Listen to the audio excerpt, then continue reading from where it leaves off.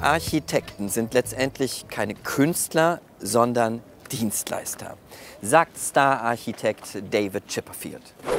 Und das mag man kaum glauben, wenn man sieht, mit was für einer Kunstfertigkeit er den Wiederaufbau des neuen Museums hier in Berlin betrieben hat. Spätestens seitdem liegt ihm die Hauptstadt zu Füßen. Und nicht nur die, er hat weitere Büros in London, Mailand und Shanghai. Er hat so praktisch alle internationalen Preise gewonnen, die man gewinnen kann. Er ist in Deutschland vor allem bekannt geworden durch seine Museen, entwirft aber auch Wohn- und Geschäftsbauten, Möbelwaren, Tafelwaren und sogar auch Türklinken. Ich freue mich jetzt auf das Treffen mit einem der ganz Großen der internationalen Architektur, mit David Chipperfield. Und damit er diesen Lobgesang selber nicht hören muss, habe ich Ihnen das extra schon vorher erzählt. Ich bin jetzt hier mitten in Berlin, das sind seine Büroräume. Und ich würde sagen, man sieht, dass der Mann was mit Architektur zu tun hat.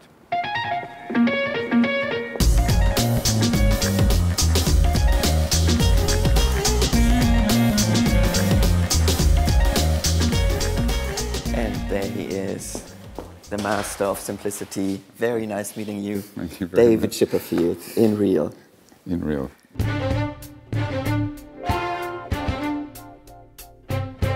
So we want to talk about European architecture today. Then we have La Tour Eiffel. We have the Tower Bridge in London. We have New Swanstein in Munich.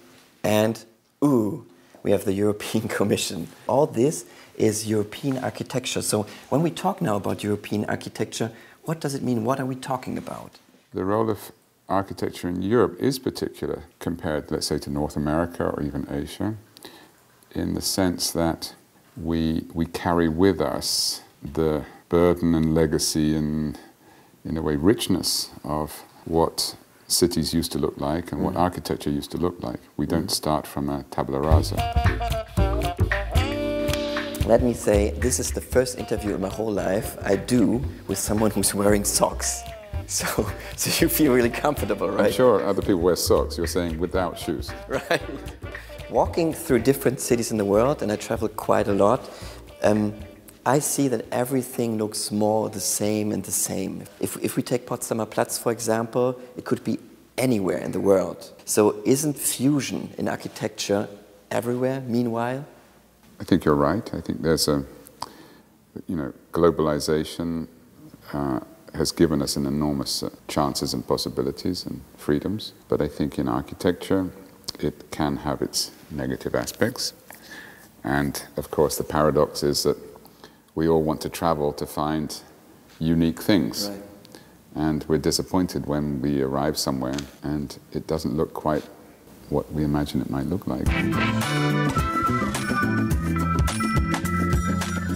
There must be different needs, like people in Nairobi will have different needs than people in Los Angeles or in Berlin or wherever in the world. So how global can architecture really be? I think we all want to make space for ourselves. We all want to define our private space, and we all want to define how our private space and our social space relate.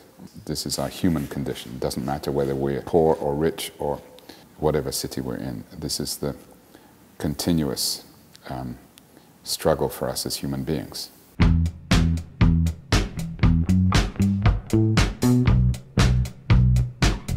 I wonder if or how European architecture can help the people in the European Union to grow together.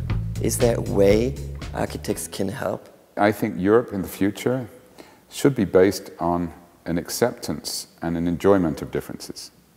You can't make someone from southern Italy behave like someone from northern Germany. In terms of architecture and culture, we should not look to a sort of homogenized European product.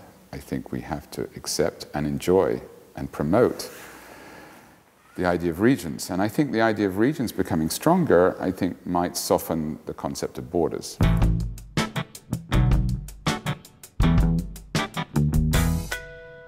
Talk about the future of European architecture.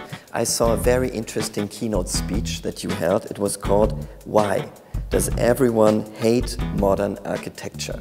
I kind of really like the title. I think one of the reasons might be something like Franco Gehry is doing right now at the Alexanderplatz. What is the future? How will European architecture develop in the next years? What do you think? More and more architecture determined by investment, by the rules of investment. And that's so more ugly buildings? Yeah, more ugly buildings. That's what you say? That's the danger. Oh. I think the future has to be a better relationship between the criteria of making a good city and the energy of investment.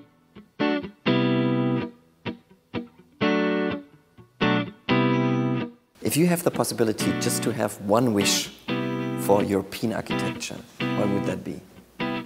I think we have to find a way by which cities are also more integrated, that they are more diverse, that we don't just have areas of exclusive shopping and areas of rich housing and areas of... The reason we want to live in a city is because we want to come together. I wish you good luck for that wish, because that sounds really good.